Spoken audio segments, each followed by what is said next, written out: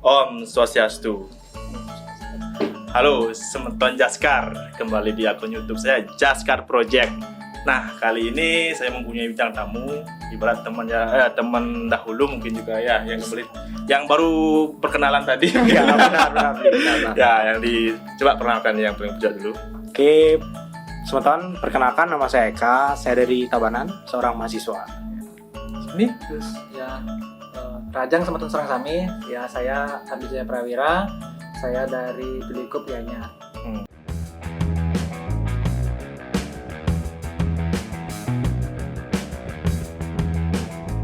Nah, kedua teman saya ini adalah mahasiswa Hindu. Nah, pas juga sekarang topiknya mengenai ya hari raya Hindu juga mungkin ya, mengenai Tumpak Landap ya. Siap.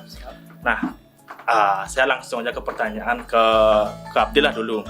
Bli, ada nggak sebenarnya hubungan antara perayaan Hari Raya Tumpak Landap dengan Hari Raya Pagarosi dan Saraswati? Untuk Abdi dulu. Baik, jadi terima kasih Abdi yang pertanyaannya. Jadi mungkin untuk pengantar dulu. Jadi Tiang Niki seorang mahasiswa di jurusan Sastra Jawa Kuna, dan kemudian di sini juga Tiang tidak akan istilahnya menggurui kan, tidak akan mengajar ini itu, tapi mungkin cuma sekedar sharing-sharing aja ya. Kami di sini sharing-sharing aja karena sebagai generasi muda pandangannya kayak gimana sih kan? Ya, betul. Jadi kalau di bidang keilmuan Tiang di Jawa Kuna, tentu segala sesuatu itu kita cek dulu melalui sumber-sumber naskah tradisional warisan leluhur.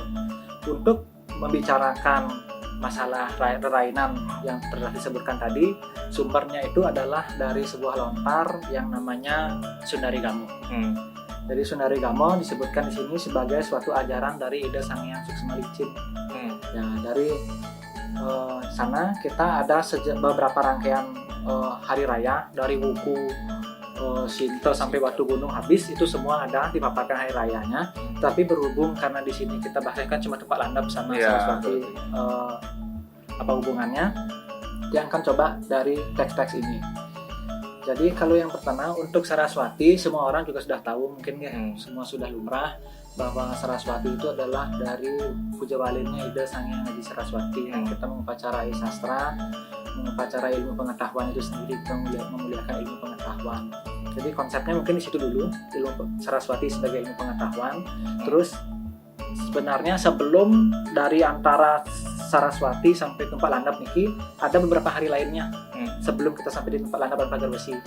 Besoknya itu adalah Banyu Pinaruh sebagai nunas dari amerta pengetahuan itu. Amerta yang ada di sumber-sumber air kan kita mungkin Togocara, nunas Tirta, Gegrio dan segala macamnya. Keesokan harinya lagi di hari somonya adalah Somaribak. Jadi kalau Somaribak itu kita mengupacarai terutama kepada Ida Betari Sri, kepada Dewaning Pangan. Jadi kepada dewa-dewanya padi, dewa-dewanya makanan. Selasanya baru kita memperingati yang namanya Sabuh Mas sebagai memuliakan Raja Dana.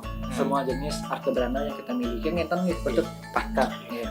Kemudian di hari Rabu itu baru Pagar Besi. Rebu di Budak Kliwon Buku Sinta itu adalah untuk kepada Ida Sang Hyang Pramesti Guru. Jadi setelah dari Budak Kliwon Sinta itu 10 harinya lagi baru Wentan Tumpak Landap. Jadi di Tumpak Landap kalau kita cari di teks ini, di sana disebutkan Tumpak Landap adalah sebagai Pujawalin Betara Siwa, sebagai dalam perbawanya sebagai Sang Hyang Pasupati. Ya, jadi di sini disebutkan Kuna Renwara Landap Sangis Caret Kliwon Pujawalin Betara Siwa Asam Bada Mong Yoganiro Sang Hyang Pasupati. Kemudian disebutkan juga Widi Widananil atau Bantan-Bantan upacaranya, mungkin nanti kita bahas aja kalau sempat. Jadi hubungannya antara Saraswati hingga ke Tumpak Landap sudah sangat jelas, itu teratur sedemikian sistematikanya, dari mana ilmu pengetahuan itu turun dimanfaatkan oleh manusia, ditunas dalam wujud air suci pengetahuan itu keesokan harinya. Kita bisa mengupayakan diri untuk kesejahteraan melalui pengolahan pangan, pengolahan makanan. Ya, jadi lalu dilanjutkan lagi dengan kesejahteraan dalam bentuk harta benda, emas-emasan, dan di pagar besinya itu adalah kita sudah kukuh sekali bawahnya seperti namanya itu pagar besi. Jadi pagar yang besi kita bisa kukuh seperti pagar besi kira-kira. Kemudian kita juga bisa membentengi diri dari pengaruh-pengaruh yang tidak baik untuk nantinya 10 harinya kemudian itu ada tumpak landap. Kalau tumpak landap itu adalah wujud bahwa kita sudah bisa memanfaatkan ilmu pengetahuan tadi yang kita tunas di Hari Saraswati. Kita mengupayakan makan sudah bisa, mengupayakan harta-harta sudah bisa. Itu nanti diolah tumpak landap itu kurang lebihnya sebagai suatu pemulihan terhadap teknologi. Jadi berbagai macam teknologi yang kita miliki menghasilkan benda-benda sarwa landap, segala jenis senjata, segala jenis bahan-bahan dari besi. Jadi yang landap-landap itu kurang lebih hubungannya. Jadi tidak bisa lepas dari ilmu pengetahuan kita ini, karena ilmu pengetahuan kan widya. Siap. Kalau kita hidup tanpa widya kan berarti awidya. Berarti awidya itu kita hidup dalam suatu kegelapan kan. Ya. Seperti sebenarnya kalau kita membahas ini dari Saraswati, Pak Guru cerita sama tumpak landap ini berurutannya berarti ya. Ada hubungannya hubungannya satu sama lain ya. Nah, ini juga saya juga ada beberapa pertanyaan titipan nih dari teman saya juga. Gini pertanyaannya, apakah benar hari raya tumpak landap ini termasuk hari raya otonan motor atau mobil? Nah, ini kan sering kita lihat nih. Ya, menurut Abdi gimana nih? Oke, jadi otonan motor atau mobil. Ya, apakah benar? Kalau kita cek di sumber alih aksara lontar ini sepertinya tidak akan disebutkan. Jadi kalau di sini kita lanjutkan yang tadi mungkin bacaannya tentang bebantanan itu. Ada disebutkan tumpang putih kuning, ada disebutkan Krasibang, Sendahwoh, kemudian ada Sayut Jayayang Perang, Sayut Kusuma Yuda, Sayut Pasupati, Suci, Daksina, Pras, Ajuman, Sananggowangi, dan Sarwa Pengresikan. Itu semuanya di Astawa Kena, Ring, Sarwa Senjata, Lelandapin Perang. Jadi di sini yang ditekankan di hari tumpak landap ini malahan kepada Sarwa Senjata, Lelandapin Perang. Tidak ada disebutkan mengenai motor atau mobil, jelas karena pada masa itu kan tidak ada motor atau mobil, pasti sangat jelas. Tapi seperti yang konteks yang kita ambil tadi, mungkin ini erat sekali hubungannya dengan bagaimana manusia memanfaatkan ilmu pengetahuannya sehingga menciptakan teknologi dalam bentuk lain kan. Jadi seperti mobil, seperti motor itu juga dianggap sebagai suatu teknologi yang muncul dari daya cipta manusia. Jadi bukan sekedar alat-alat besi, alat-alat perang ini saja yang diupacarai pada zaman sekarang. Jadi kalau zaman dulu mungkin di beberapa tempat ada yang menyebut sampai bahwa tumpak landap itu rarain anak pandai, ada yang bilang seperti itu. Jadi, ada yang bilang seperti itu karena yang merayakan orang-orang dari semeton kita dari golongan pandai kan. Jadi kalau dalam konteks ini belakangan memang segala macam alat-alat yang berhubungan dengan teknologi manusia dibantanin, bahkan yang lihat di Pertamina dibantanin sampai mobil, sampai di bandara, pesawat di pesawat di bandara. Ya, jadi saya rasa kalau cari dari sumber di lontar tidak ada, tetapi apakah itu disebut dengan otonan mobil atau motor, yang kira bisa-bisa saja diupacarai kan dengan naskah rahayuan sama-sama naskah rahayuan. Motor, mobil itu kan kita pakai untuk keperluan kita juga kan, untuk membantu pekerjaan umpamanya, untuk luas pergi kemana, itu juga kita harus upacarain juga, dalam arti upacarain itu kita mang selamat ya pang rahayu kan. Cuma mungkin berhubungan sama nikah ya, yang sering yang lihat itu kadang-kadang terutama di beberapa tempat itu sampai sembahyangnya di depan mobil. Sembahyangnya di depan mobil, jadi seolah-olah sama orang-orang lain kita dilihatnya nyembah mobil Sebenarnya gini, kalau kita sembahyang sebenarnya kita harus di sangga atau di mobil, depan mobil sebenarnya nih? Di sangga. Sebenarnya sangga ya? Ya, karena di lontar ini juga disebutkan bahwa katuran upekara itu disanggar. Iya, disanggah. dan sebagai juga rangkaiannya di situ mengupakarai sarwa senjata. Sarwa lelandap, iya. Cuma jadi, Kekeliruan itu kekeliruan. terjadi sebenarnya ya, jadi Tapi perlu sih sebenarnya pembahasan seperti ini, soalnya terus terang ya kalau saya, kalau dulu sembayangnya memang di depan depan motor sama mobil dulu. ya, sebenarnya kalau izin saya menjawab Ya. ya. Kan sebenarnya agama itu memang soal rasa, tapi Ya, kalau ya. kita tidak bisa memaknai tatwa dari upacara yang kita lakukan itu terjadi pembiasan seperti itu kan. Ya kalau misalnya kita pada saat kita melakukan persembahyaan dilihat oleh saudara kita umat lain misalnya, Ya. wah jangan-jangan Hindu memuja motor kan. Iya, Jadi pertanyaan yang seperti itu kan, padahal jelas-jelas pada tatanan tatwa itu disebutkan bahwa yang kita puja adalah ide Sang Hyang Siwa dalam manifestasinya sebagai Sang Hyang Pasupati. Memang upacaranya hendaknya itu dilakukan di sangga, utamanya kalau bisa di sangga kumulan ya, di sangga kumulan dilakukan upacara dan diaturkan bebantenan seperti itu. Dan baru nantinya kita sembahyang memang tetap di sangga kan, memuja beliau sebagai manifestasinya Sang Hyang Pasupati. Dan apabila ingin membanten di di motor, di kalau kiloan listrik biasanya ada juga membanten di kiloan listrik kan, boleh saja mungkin tirta paling prayasita itu yang dibawa ke motor dan ke kiloan listrik, ke barang-barang lainnya yang perlu diupacarai juga menurut pandangan kita gitu. Berarti gini juga ya. Ini hal yang menarik sih sebenarnya. Kalau saya nggak membahas ini, saya nggak tahu jadinya. Mungkin. Makanya perlu sebenarnya kita mempelajari agama itu lebih dalam ya. Iya. Apakah mungkin juga ini orang-orang bilang Tumpal Landap itu otonan besi atau otonan motor atau mobil gara-gara kita sering, ada beberapa menurut saya sih sering sembahyang di depan mobil atau motor, apakah mungkin itu ya ada yang hubungannya mungkin secara mana ya, keseringan diulang terus menerus jadinya jadi kebiasaan mungkin. Nanti lama-kelamaan jadi sebuah tradisi. Ya. Tapi itu kayak sih memang perlu kayaknya ada pemberubahan, dirubah untuk kembali ke jalannya mungkin gitu ya. Jadi mungkin meskipun memang kita mengenal konsep Wiyapi Wiyapakon itu mungkin Tuhan ada di mana-mana, tapi mungkin itu udah seperti tadi Eka bilang, ada konsep rasa kita gimana.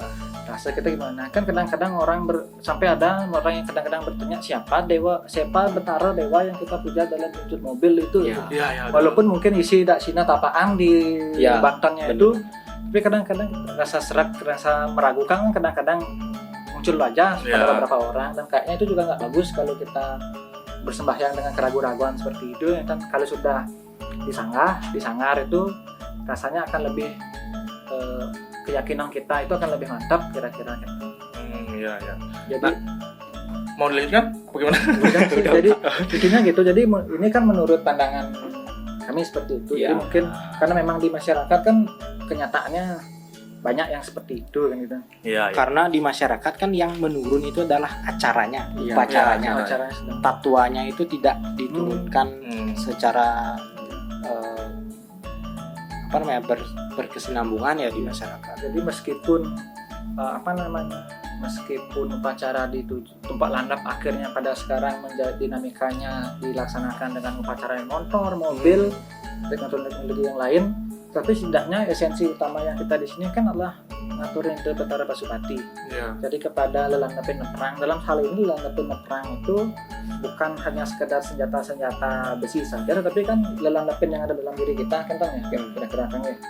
Jadi landap-landap ketajaman pikiran, ketajaman hati, ketajaman intuisi, semua hal di sini kan, bahkan dengan kata-kata pun itu ada tajamnya. Kalau di sastra bilang kata-kata aja bisa membunuh, berarti tajam sekali kata-kata yang sudah bisa membunuh. Kan berarti itu semua juga hal-hal yang tajam yang kita gunakan untuk berperang dalam kehidupan ini gitu.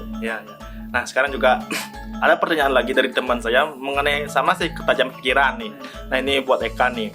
Nah pada saat Tumpal Landap sering kita dengar kata-kata ketajaman pikiran. Sebenarnya apa yang dimaksud ketajaman pikiran itu? Nah kalau pandangan saya terkait dengan ketajaman pikiran, sebenarnya ini adalah bahasa bagaimana pengimplementasian daripada pengetahuan itu dengan pikiran. Tadi kan Abdi sudah menyatakan bahwa Saraswati turun ilmu pengetahuan, Ya. dan pada saat Banyu Pinaruh kita mendapatkan aliran ilmu pengetahuan Banyu Pinihwaro itu.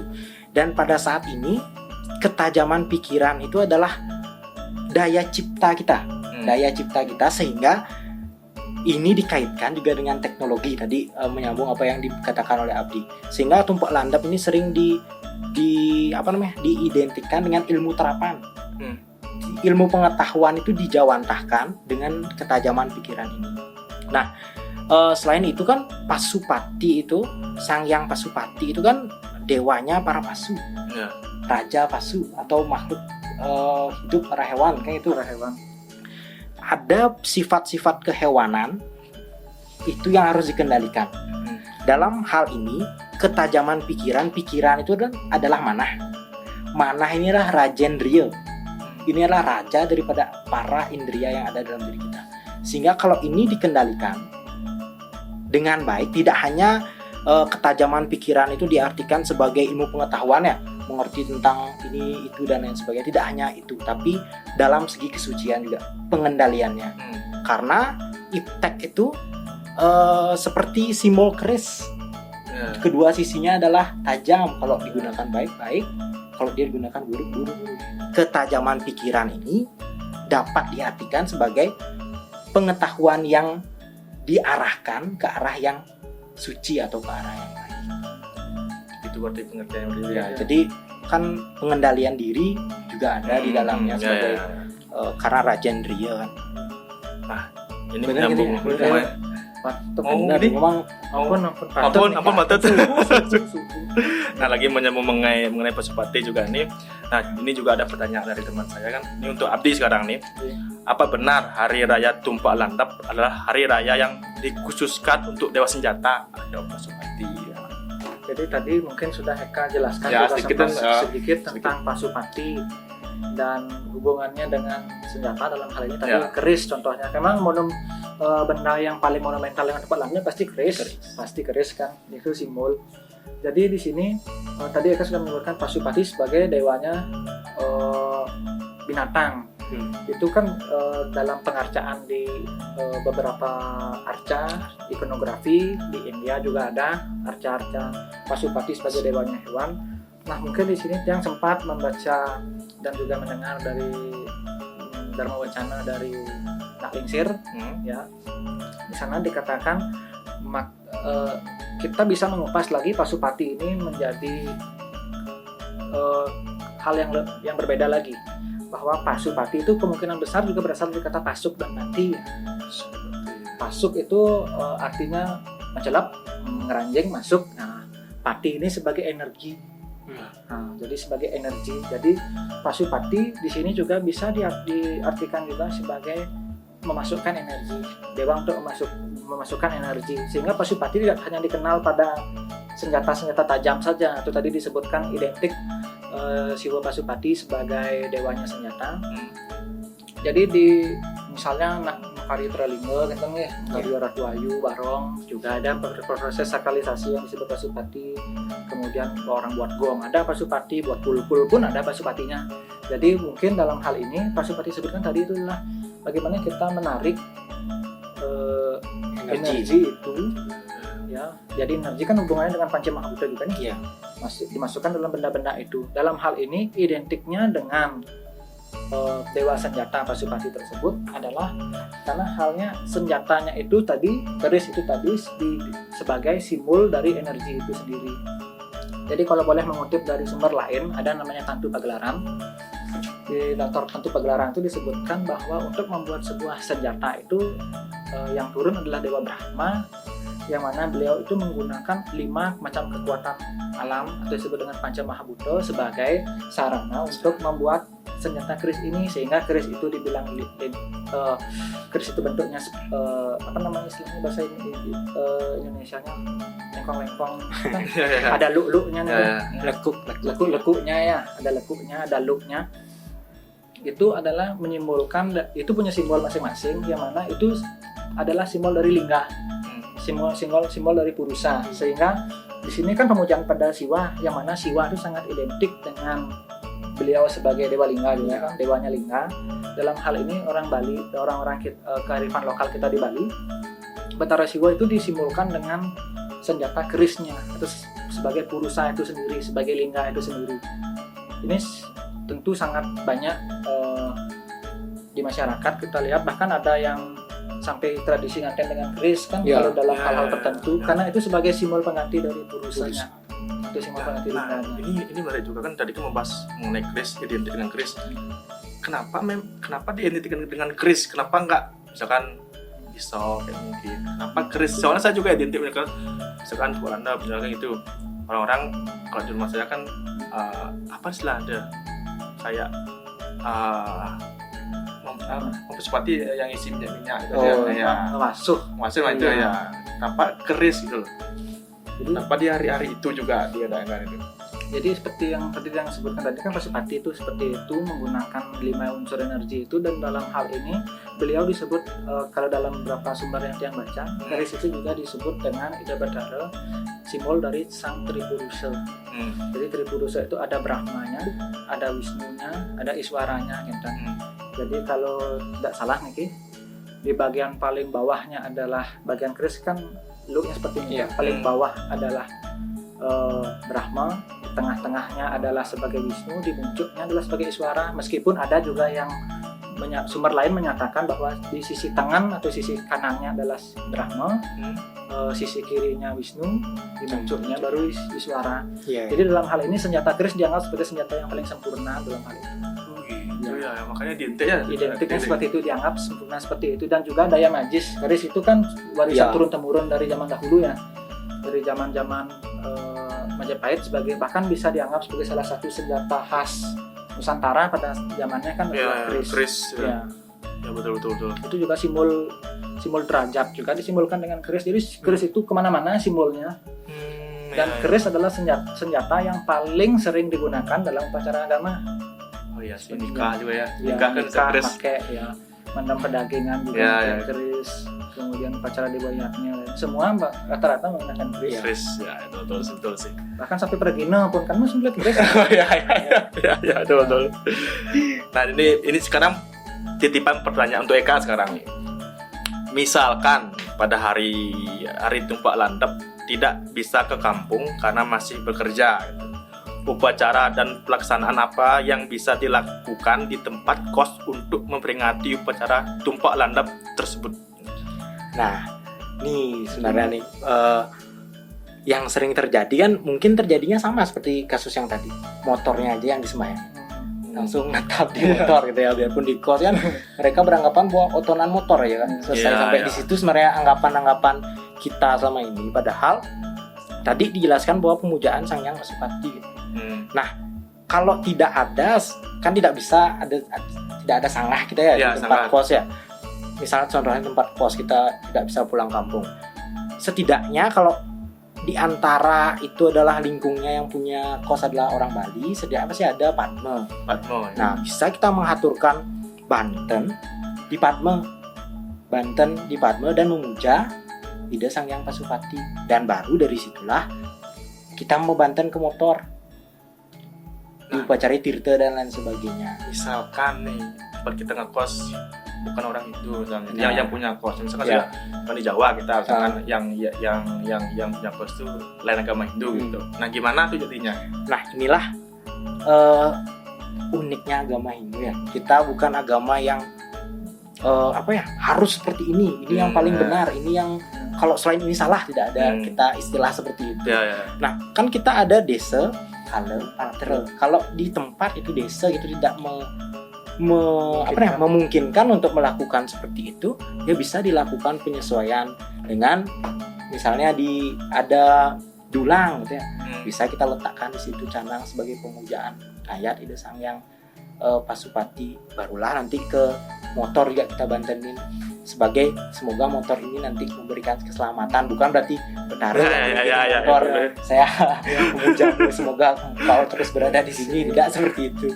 Kita memberikan dengan harapan semoga motor ini tetap selama perjalanan dan sebagainya. Semoga saya Itu selamat bentuk dengan sugesti juga sih Sugesti, bentuk ya. sugesti ya benar-benar. Karena kita sering bawa motor Ya. kerja.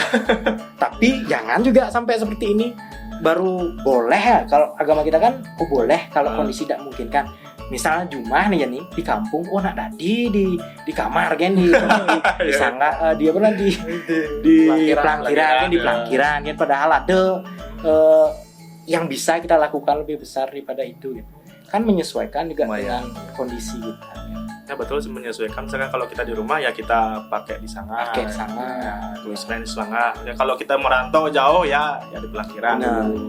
Kita menyesuaikan tempat lah. Iya. Berat itu tuh nggak saklek Nah, gitu. Karena kita di Bali kan tidak hanya beragama secara individu, Ya, kita juga beragama secara komunal. Ya. Maksudnya di antara keluarga kita nih ada yang melakukan upacara, masa kita sendiri diam kan tidak kan? Tidak, ya. Agama Hindu kita di Bali identik dengan itu.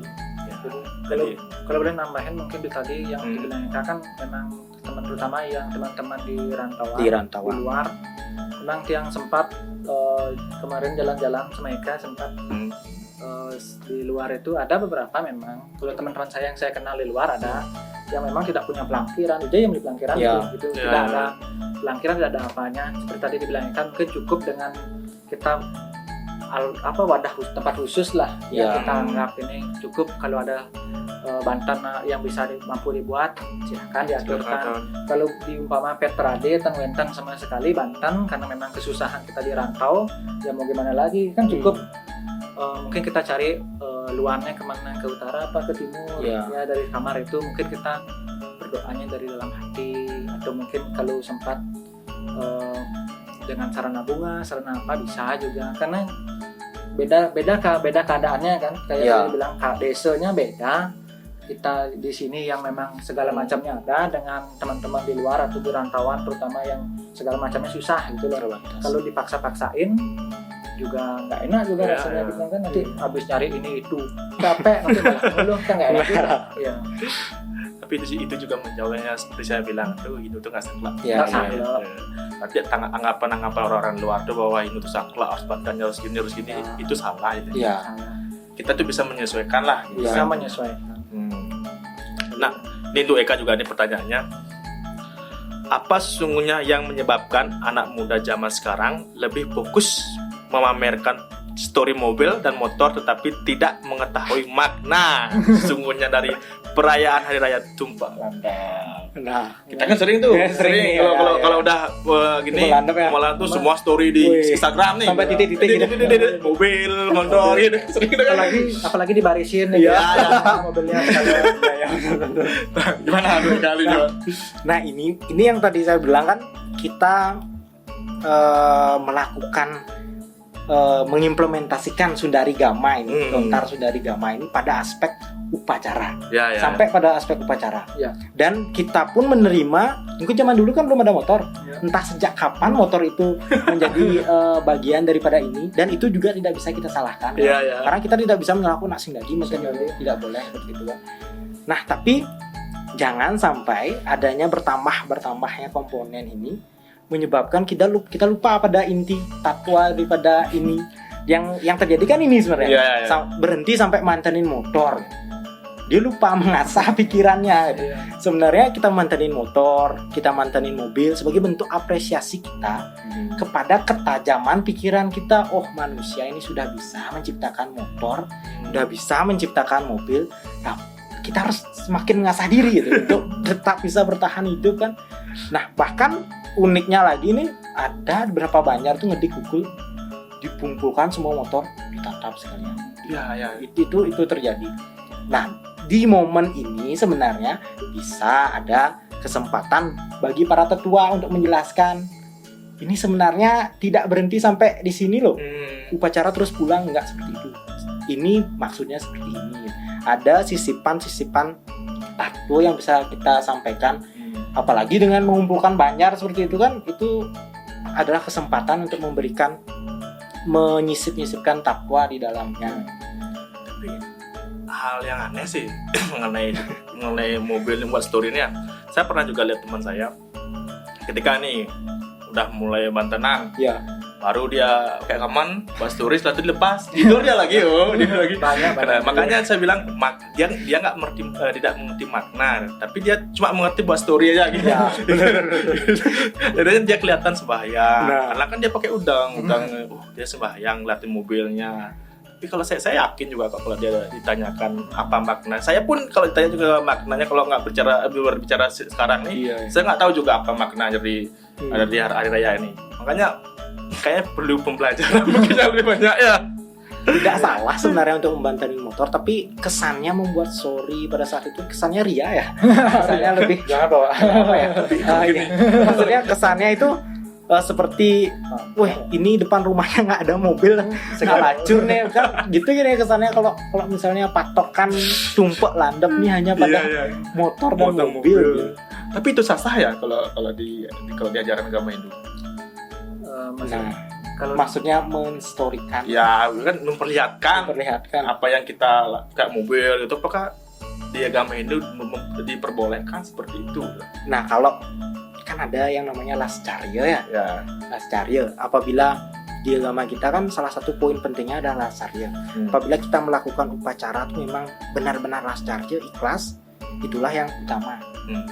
Nah kalau misalnya kita kan nggak tahu pada saat menstorikan itu motifnya apa, motifnya apa, apakah benar-benar saat dia bersembahyang bersama itu motifnya hanya untuk sembahyang, atau saya ingin menunjukkan orang-orang terdekat. Kalau udah motifnya menunjukkan orang-orang terdekat, kan kita nggak tahu. Kalau misalnya memang motifnya untuk itu, sepertinya itu sedikit keliru ya. Bukan keliru, nggak rasanya kurang lah. Karena kita beragama juga dengan rasa. Ternyata patut.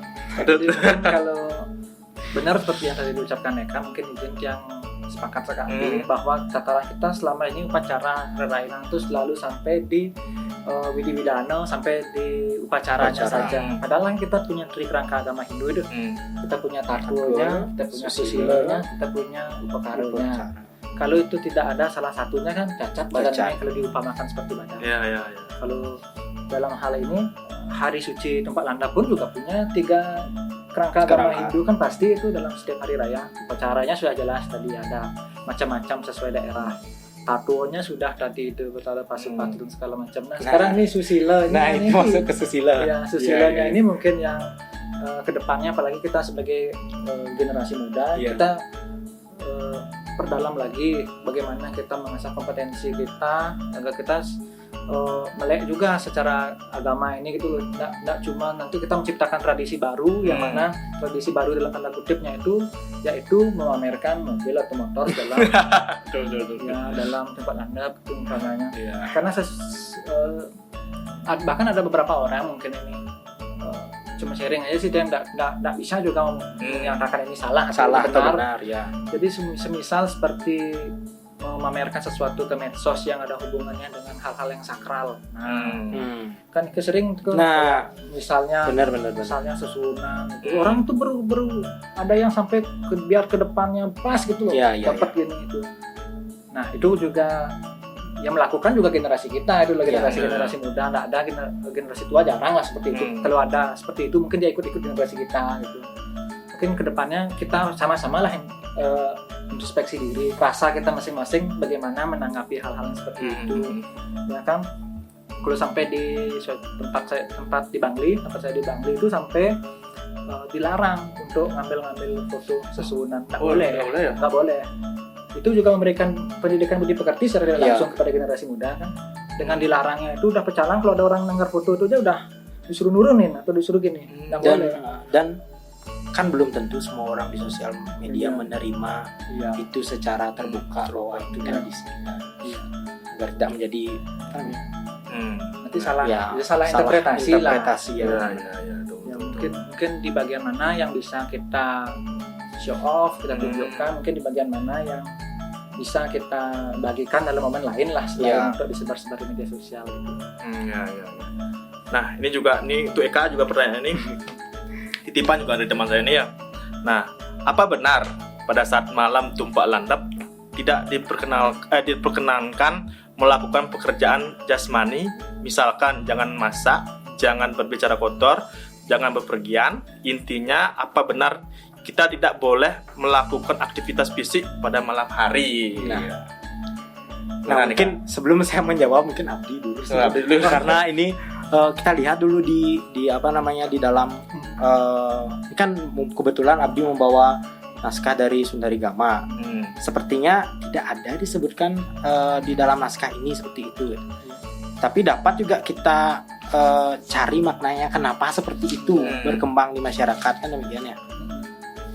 Jadi yang kedua Ya. Dulu Abdi. ya, jadi benar tadi mungkin yang dibilang oleh Heka di bagian iki versi yang saya pegang ini. Karena biasanya dalam suatu naskah atau lontar itu kalau secara keilmuan tiang di Jawa kuno, secara filologi kemungkinan saja naskah-naskah itu ada pengurangan atau ada penambahan, dan itu berdasarkan dari berbagai hal gitu loh. Jadi kalau yang tiang punya versi tiang itu tidak ada disebutkan yang tadi itu. Kalau sampai tumpak landap nih selesai di lekasakana sarwa mantra mawisesa itu selesai, tidak ada diucapkan lagi pantangan-pantangan lainnya. Oh, pada malam itu nggak ada ya pantangan. Kalau versi yang tiang pegang tidak menutup kemungkinan mungkin di versi lain ada, tapi mungkin nanti diskusi lebih lanjut di bagian ya. Kalau tadi adanya mungkin kalau kita bisa bilang mitos bisa ya, mitos ya itu ya. Jadi mungkin mitos-mitos seperti itu tuh itu erat kaitannya juga dengan orang tua kita mungkin di masa lalu. Jadi kalau orang tua kita kan memang biasa di hari-hari raya, hari suci tertentu dibilang asing tadi kene, enak kene kan nggak boleh gini, nggak boleh gitu. Nah kalau mungkin secara logikanya mungkin ini suatu kontrol sosial juga dari orang tua kepada anak-anaknya kan. Jadi umpamanya tadi tidak boleh berpergian, tidak boleh beraktivitas malam-malam, berbicara kotor-kotor ya jelas. Berbicara kotor kan sudah sangat jelas itu, berbicara kotor, berbuat yang kotor. Hari suci kita menghormatilah hari suci kita. Kalau kita sebagai agama, bilanglah agama Hindu, kita agama Hindu tidak menghargai hari suci kita, terus siapa lagi yang akan menghargai hari suci kita kan?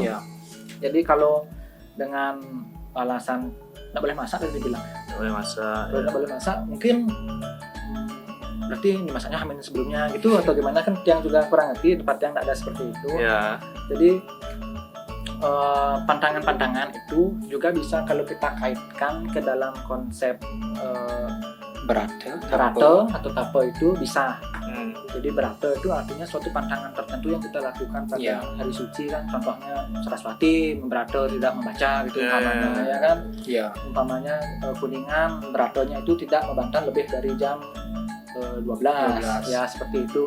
Jadi setiap hari suci pasti punya beratenya masing-masing, dan itu juga salah satu wujud pelaksanaan susila dari hari suci itu. Jadi ada etika-etika tertentu.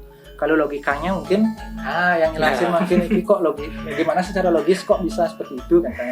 Nah ini kan kita bicara secara logis ya.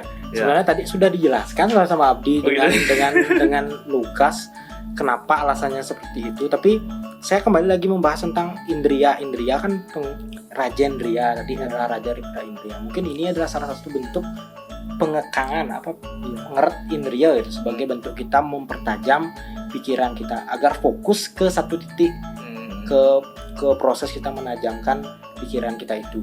Selain itu, nah itu kan disebut pada malam hari kita tidak boleh beraktivitas dan lain sebagainya. Nah karena upacara agama kita kan seringkali bahkan tidak ada yang biasanya malam-malam ya, paling-paling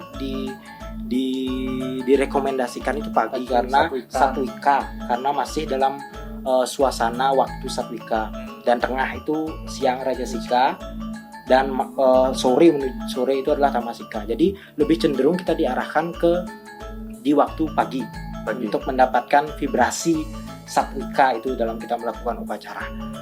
Kan proses ini lumayan banyak ya. Nah secara logika ini dilarang tuh ya untuk beristirahat setelah energi kita terforsir di pagi hari untuk melakukan upacara yang kita tahu juga upacara-upacara kita di Bali kan membutuhkan stamina. Lebih tepatnya stamina ya. Apalagi banyak yang menggunakan Rainan ini untuk Ya, odalan-odalan. Rainan bisa sampai ngantri sampai jam 2 pagi Iya. terus baru dapat manusia benar. Ya benar. Tapi tadi itu sebenarnya bentuk-bentuk brate mungkin di lontar yang lain, Di lontar lain. versi lain mungkin Versi lain disebutkan mungkin terkait disebutkan. dengan brate itu. Seperti Saraswati ada brate Iya. tidak baca dan lain sebagainya. Hmm. Karena tadi yang disebutkan tidak masak, tidak berbicara, tidak berpergian, tidak berbicara kotor. Itu semua hal-hal yang dilakukan oleh indera kita. Makan, masak itu mungkin tujuannya adalah puasa. Iya. Nah, Tapi disebutkan tidak memasak mungkin Iya. seperti itu. Padahal tujuannya adalah upawasa itu sebenarnya. Nah, ini sekarang pertanyaan pemungkas, pertanyaan terakhir. Walaupun saya tahu kalian ini adalah mahasiswa hukum, mahasiswa Hindu yang sering berorganisasi, walaupun saya tidak sebutkan namanya. Ya. Nah, sekarang pernah nggak gini? Apa langkah dan inovasi dari kalian sebagai generasi anak muda untuk mengajarkan makna dari tumpak landap, gitu. Mengajarkan teman-teman lah di sekitarnya, gitu. Walaupun saya tahu kok kalian anak organisasi keduanya. Nah, kegiatan apa yang pernah kalian lakukan, gitu, tanpa menyebutkan merek gitu. Nah, jawab dari Abdul. Eka. Oh, Eka dulu, Aduh, Eka. saya. Eka. Oke, sebenarnya ruang lingkup kita mungkin teman-teman setelah menonton ini ya, mungkin nanti ini adalah salah satu media juga Iya, keren betul, sekali betul. Bli ini sebenarnya. Telah memberikan media ini untuk kita paham, kan anak muda sekarang di sosial Ya. media ya. Ini Ya. adalah salah satu upaya untuk menyisipkan tatwa dalam memanfaatkan teknologi tumpak landap itu. Iya. Sehingga bisa dipahami kita bersama. Nah, lingkup kecilnya sebenarnya saya pribadi itu di keluarga terlebih dahulu. Karena keluarga saya juga sebelumnya memang sembahyangnya di mobil dan di motor. Sama Ini saya. serius. Saya juga. Ya, sama. Sama saya juga. Nah, kemudian dialihkan karena kebetulan juga waktu tumpak landap kan ada odalan juga salah satu Plenggih. Ya udah kita modalin di Plenggih dulu, eteh Bantennya baru kita bawa ke kiloan rumah, kiloan air itu baru kita bawa. Agar ini menjadi budaya barulah, agar tidak menyimpang dari apa yang terjadi. Dan kebetulan juga di beberapa mungkin organisasi sudah melakukan seminar dan lain sebagainya terkait dengan ini, maupun penyuluhan di desa-desa, mungkin di Banjar sedang berkumpul gitu, mempunyai otoritas untuk memberikan pemahaman tentang ini. Kalau belum percaya diri untuk memberikan pemahamannya, bisa meminta tolong kepada orang yang lebih mengerti, kan pastilah ada di antara satu desa yang sekian meter persegi pasti ada satu orang yang paham tentang ini untuk menjelaskan apa sih sebenarnya tumpak landap itu, agar tidak berhenti hanya sampai di motor dan mobil. Benar. Ya, benar. Nah, sekarang untuk Abdi sekarang. Kalau saya boleh hitam nih sama Eka nih. Iya, terserah. Hitam aja ya. Tapi secara yang pribadi mungkin apa yang bisa dia lakukan, kalau Eka kan organisasinya begini. Iya. Jadi memang rutin beliau melaksanakan seminar segala macamnya yang menyelipkan ajaran seperti ini. Nah, kalau ke Tiang ini lebih banyak Tiang sendiri nih dalam kapasitas Tiang juga mungkin dari teman-teman yang sesama pencinta, peminat dan tertarik kepada bidang sastra. Itu biasanya kita mulai itu dari diskusi yang kecil-kecilan dulu, biasanya diskusi yang cuma 3 orang, sekali 5 orang, nanti bertambah tuh lebih mencangkup lebih banyak, sehingga bahkan seperti tadi dibilang sama Eka, yang benar tuh yang sependapat sekali kalau dengerin orang tua nih mau Sinampura udah mau nikit yang tenang para nak lingsir, tapi orang kadang-kadang generasi Tiang, teman-teman Tiang pun katanya tidak ngerti itu loh sama bahasan dari orang-orang tua itu, katanya nggak ngerti kan nggak ngerti gitu katanya, sehingga kalau sesamanya dia istilahnya yang diajak ngobrol, diajak gini itu setidaknya walaupun kita ngorte Iya. 100 kita ngorte 100 paling tidak sekitar 20 adalah Iya. paling tidak sekitar 20 adalah. Dan itu juga dalam bidang itu kita ada gini umpan balik dia jadi. Ya. Jadi teman-teman juga memberikan Iya. pendapatnya dia, kita Benar. juga saling sharing kalau sama orang-orang tua, sama orang-orang yang sampun bilanglah rohaniawan, kadang-kadang ada rasa sungkan dari generasi apalagi Ya, generasi betul, muda betul, betul. canggung karena dianggap nanti dikira kita melawan, Melawan, biar ya, betul, betul. dikira kita Menguji. menguji dan segala macam karena pikiran seperti itu macam-macam. Jadi kalau dilihat yang sesama seperti seusianya, sebayanya, kan rasa santai itu ada. Santai, ya. Ada. Satu Dia juga provinsi juga, satu Iya. provinsi. Dia berani juga untuk menyanggah, dia berani untuk memberikan pandangannya dia, dan akhirnya sampai saatnya nanti seperti itu yang bilang tadi, kita tidak akan saling menggurui, jadi Iya. kita malahan akan saling Memberikan masukan, kita akan saling berdiskusi, yang mana mendiskusikan sastra-sastra agama pun ada nilai kebaikannya kan kita bilang ada nilai kebaikannya. Memikirkan saja ada gini ya, memikirkan tentang agama pun ada istilahnya pahalanya Iya. ya. mendengarkan Mendengar pun ada itu. Ya diapir Benar, yang angan-angan mau pala juga iya gitu dibilang. Iya. Walaupun hanya kita dalam sebatas pikiran ada pahalanya gitu. Jadi semakin sering seperti itu kan semakin bagus ya, semakin banyak Iya, iya, benar. kualitas sumber daya manusia kita juga harus semakin meningkat. Apalagi generasi muda jadi tulang punggung katanya kan. Ya, generasi penerus gitu lah. Generasi penerus. Tapi benar sih yang dibilang Abdi itu, kadang kalau kita nanya yang lebih dewasa atau mungkin kasta mungkin ya yang lebih tinggi dari kita tuh, kalau anak seumuran satu agak canggung lah. Canggung. Tapi kalau kita seumuran segini tuh kita tuh gampang ngobrolnya, Gampang. lebih asik. Itu mungkin ya. Tapi di luar itu juga sebuah tuntutan juga untuk orang-orang sebenarnya. Ya, Walaupun seperti itu, walaupun kita sebaya, kita nggak bisa ngomong sembarangan jadinya kalau dalam diskusi dan segala macam kan. Iya. Harus ada sumber yang minimal, sumber yang bisa kita percaya. Contohnya apa? Kita punya salinan lengkap tertentu, atau kita mendapat, atau orang itu mungkin pernah mendapat pengajaran tertentu yang dia sebarluaskan kembali. Mungkin bisa kalau kita menyebarkan sesuatu hal yang istilahnya apa ya, bilanglah belum jelas lah gitu, atau cuma opini kita pribadi, isi basang kita sendiri yang kita pakai, itu malah sebaliknya tidak akan bagus untuk teman-teman yang lain kan gitu. ya.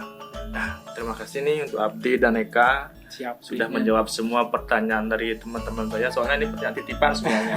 Keluh-keluhan dan keresahan dari anak-anak muda dan juga Jaskar Project. Pasti kebanyakan narasumbernya anak-anak muda. Karena Jaskar Project tuh pengen anak mudanya generasi penerus. Mantap. Ya, kan sekarang Ya. anak muda yang berbicara, walaupun kalau ada salah atau gimana, ya wajar anak muda salah dan minta maaf, dan wajar juga yang lebih tahu mengajarkan ke kita mungkin juga Iya, gitu. benar. Itu juga ibarat kita juga generasi, ketika kita sering tampil, sering ngomong, nantinya kita juga bakalan gampang juga mengajarkan ke orang lain gitu kan. Dan di media Jaskar Project ini pun juga yang menonton semoga semua mengerti dan paham apa arti dari Tumpak Landap ya, pengertiannya, maknanya, semua mengerti. Nah, karena saya sudah menyita waktu Abdi dan Eka, nah sekarang saya tutup dengan promo santai ya. Om Santi. Santi. Om.